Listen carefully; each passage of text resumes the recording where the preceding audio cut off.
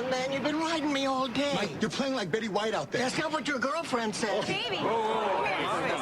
Eat a Snickers. Better? Better. I'm up bet. That hurt. You're not you when you're hungry. Snickers satisfies. Yep. We're back with the amazing Betty White, of course. And you know what's so fun? It's so fun to see the writing be as clever as you are. I mean, that's just such a great combo platter. Oh, but it was the most fun, but you never expected to be. I thought it was going to be around the Super Bowl somewhere. Didn't realize it was going to be on the Super Bowl. Oh, wow. And Abe Vigoda, hysterical. Oh, isn't he wonderful? Yeah, oh. yeah. He deserves kudos for that as well. Yes, he sure does. That was a fall he took. It was so unfair. This great stunt woman took the dive into the mud puddle for me, and then I stepped in and lay down in the mud. She did all the work, and I got the laugh. That's not fair. I could have used that on my honeymoon.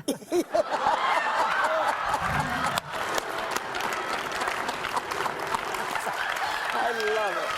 Sorry, Betty. Your first, was it an Emmy nomination, or did you get the actual Emmy for Life with Elizabeth? That was my first Emmy. Okay, Yep. This is 1952. Just, here's a clip. So great. Oh, it still works today, of course, when it's good. There. Say, that ought to be a real good study. Wonder what I ought to call that. Why don't you call it Whistler's Sister?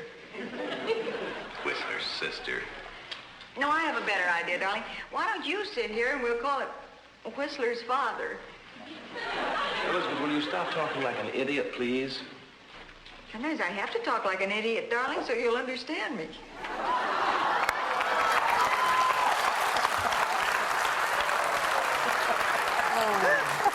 Oh, that was Delmore. That was my Delzy. He was wonderful. Oh. Betty, what was it like? They're still laughing at the joke. Were you always pleased with the writers? Did you ever improvise or throw your own thing in? The writers, did you say?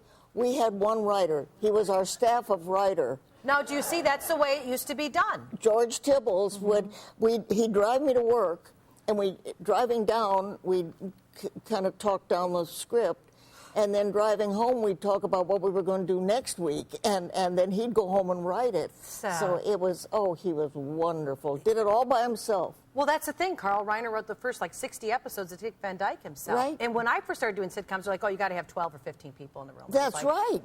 And the writer credits go on for 2 or 3 weeks, you know. Is there anything that you haven't done that you would love to do? Oh, I get that question a lot, and I always have the same answer. Robert Redford, that's my standard answer. Absolutely true. Here, here. Thanks, Betty. Thanks so much for being here with us today. Darling, thank you. It's always so. Let me just say one more thing.